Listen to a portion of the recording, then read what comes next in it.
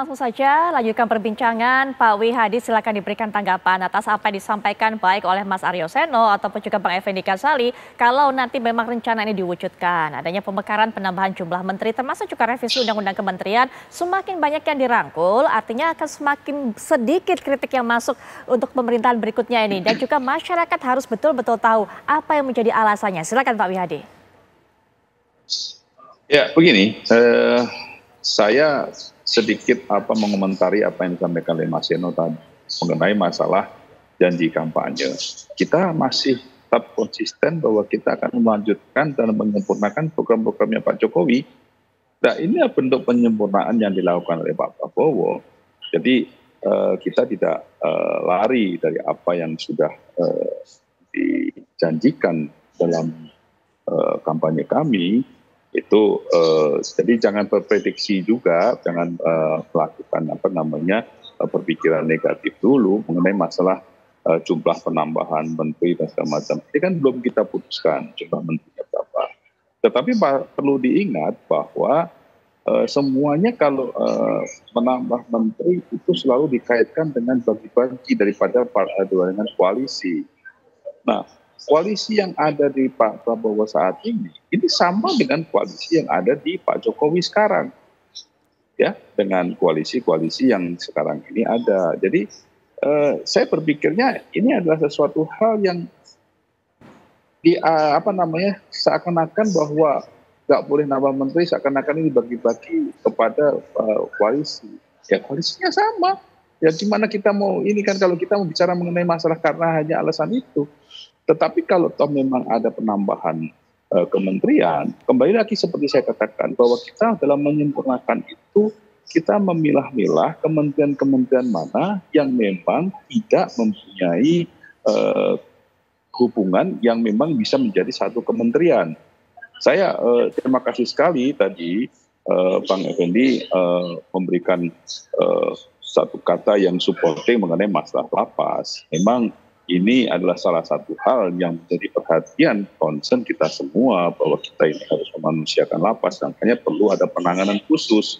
Nah, ini adalah sesuatu hal contoh yang memang tadi saya sampaikan hanya karena kebetulan saya ini di Komisi 3. Jadi saya tahu pasti yang namanya lapas itu seperti apa dan bagaimana praktek-praktek di lapas kan. Nah, ini kan adalah salah satu hal yang memang bentuk daripada penyempurnaan yang akan dilakukan oleh Pak Prabowo. Nah, kembali lagi kepada permasalahan di mana kita mesti harus melihat bahwa penambahan itu urgensinya seperti apa.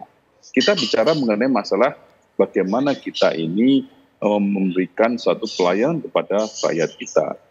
Kemudian ada juga mengenai masalah program-program yang memang harus perlu diawasi. Tadi Bang Effendi juga menyinggung mengenai masalah adanya bea cukai dan pajak dan segala macam itu adalah salah satu juga bentuk di mana kita memberikan suatu efektivitas pengawasan dan pelaksanaan daripada kinerja daripada pemerintah, gitu kan. Jadi saya kira kita jangan berprediksi negatif dulu bahwa penambahan menteri ini adalah seakan-akan bagi-bagi kekuasaan atau bagi-bagi daripada koalisi, karena koalisinya dengan Pak Jokowi kan nggak beda jauh sekarang ini. Bahkan pada saat ini kalau kita melihat koalisi yang mungkin sudah memberikan suatu yang sudah berkoalisi dan akan memberikan lampu hijau akan bergabung dengan koalisi kami, ini sebenarnya lebih sedikit dibandingkan koalisinya Pak Jokowi saat ini. Nah, jadi cobalah kita melihat, berilah kami kesempatan untuk kami ini benar-benar bagaimana menyempurnakan programnya Pak Jokowi. Nah, jadi kalau kita melihat sekarang ini ya tentunya bahwa efektivitas pemerintahan ini diperlukan. Nah, efektivitas ini apakah perlu memisah kementerian yang ada?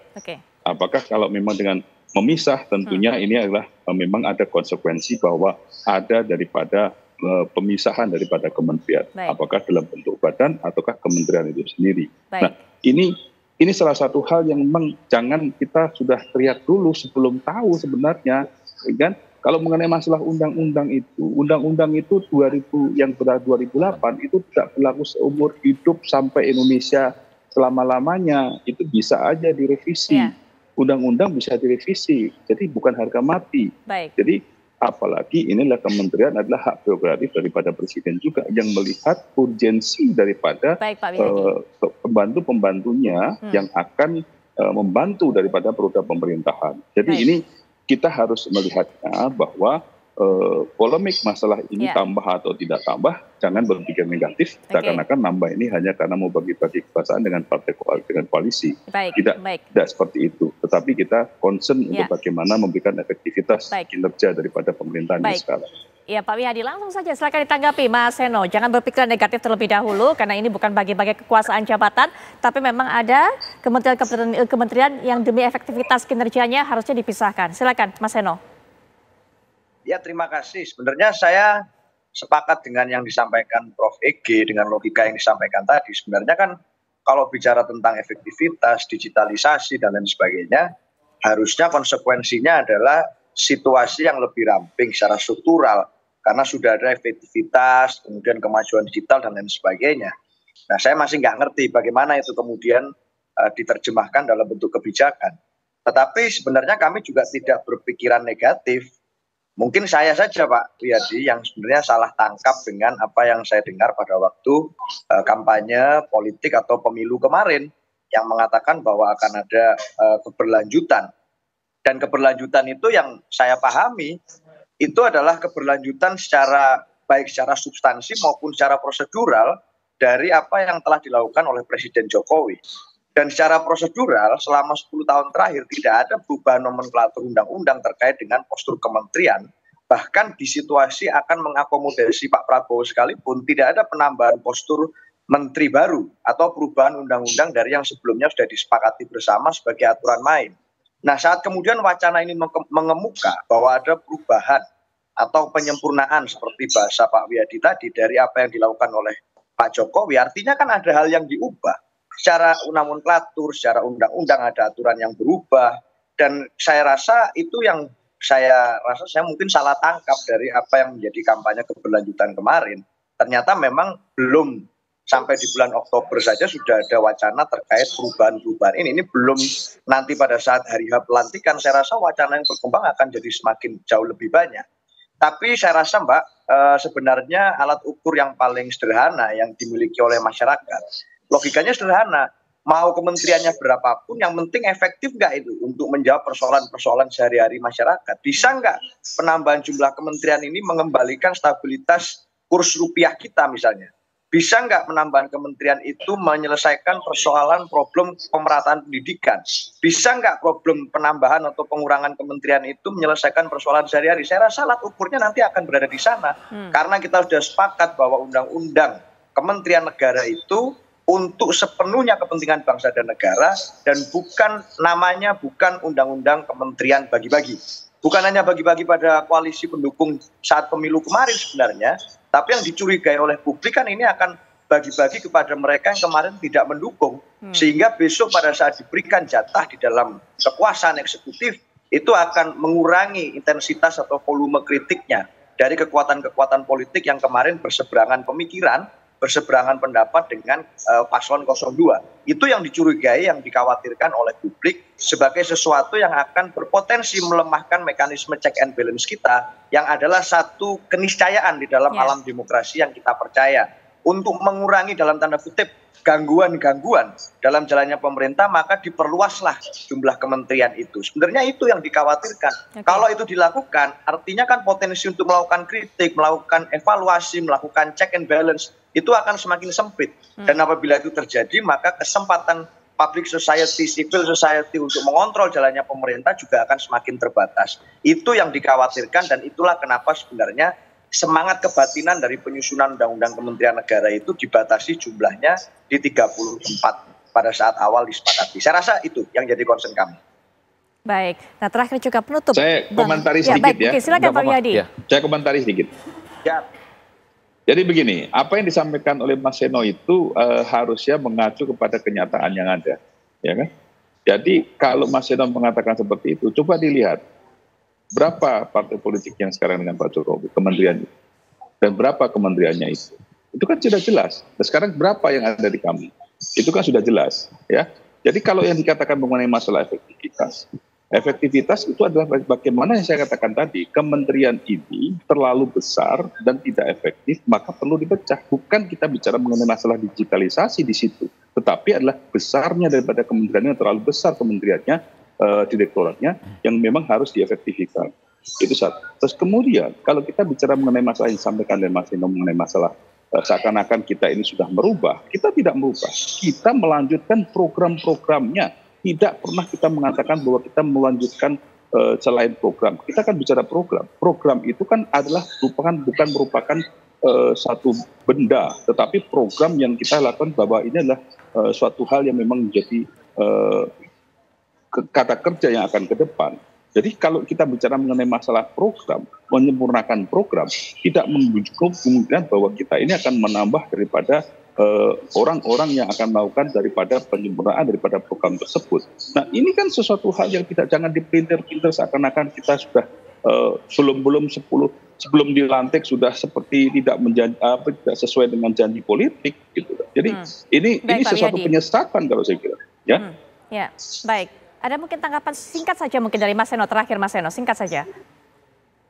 Enggak, ini sekedar pandangan saya dan saya kira ini adalah bentuk masukan agar kemudian efektivitas dari program-program untuk rakyat itu bisa terjaga. Semoga masukan dan aspirasi ini tidak dianggap sebagai mengganggu dari jalannya pemerintah ke depan. Karena saya rasa ini diskusi di ruang publik yang semua orang bisa menyaksikan dengan positif. Baik. Itu saja, Pak. Baik. Ya, baik Mas Seno. Menjawab kekhawatiran masyarakat mengenai hal ini, Bang Ege. Iya, saya tadi setuju dengan pelan-pelan ya. Satu, Pak Wihadi yang mengatakan nggak ada undang-undang yang dipertahankan seterusnya itu tergantung kebutuhan gitu ya. Jadi sambil menuju ke sana kan.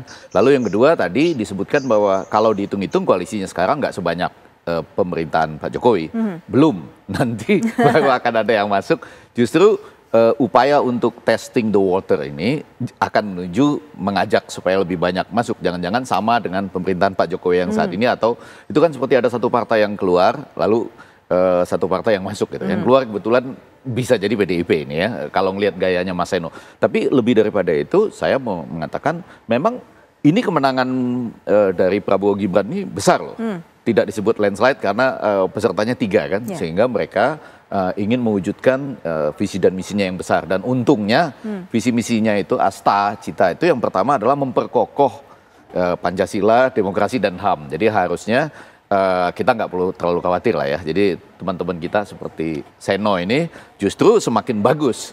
Dia bersuara semakin kencang, semakin bagus Pak Wihadi. Sesuai dengan poin pertama dari Asta Cita. Dan yang menarik, itu kan selalu bisa diberikan penjelasan. Mudah-mudahan bisa Pak Wihadi menanggapi apa-apa yang ada di tengah masyarakat. Lapas sudah pasti. Nanti misalnya menarik juga, Kementerian Pemuda dan Olahraga. Olahraga kita lagi berkembang nih. Mau menuju Piala Dunia misalnya. Apakah ada wakil menteri misalnya, sehingga pemuda ditangani oleh menteri utamanya dan wakil menteri olahraga. Belum lagi anak dan perempuan misalnya. Lalu badan gizi, badan penerimaan negara tadi misalnya, itu juga hal-hal yang jelas-jelas pasti akan ada. Nah jadi secara umum saya ingin mengatakan kita masih punya waktu sampai Oktober, 20 Oktober, dan kemudian sesudah itu biasanya 2 hari atau 3 hari kemudian ada pengumuman menteri. Jadi ini kesempatan kita dari sekarang, Pak Wihadi dan Seno.